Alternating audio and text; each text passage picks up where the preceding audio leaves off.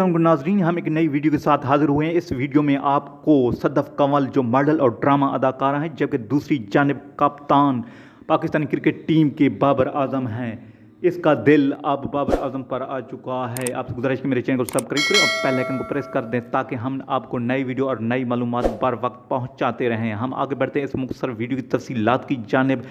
जैसा कि आपने शुरू में देख चुके हैं कि सदफ कंवल एक खूबसूरत लड़की है और ये इसने कहा है कि मेरा दिल अब बाबर आजम पर आ चुका है, मैं इसकी दीवानी हो चुकी हूँ और इसी से शादी ही करूँगी। और उसने ये शेर भी कह डाला जब अपने ख्यालात का इजहार कर रही थी, मेरा दिल तो कितना पागल है मगर प्यार तुम्ही से करता है।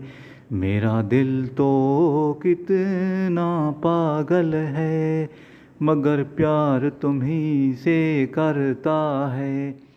जबकि दूसरी जानिब बाबर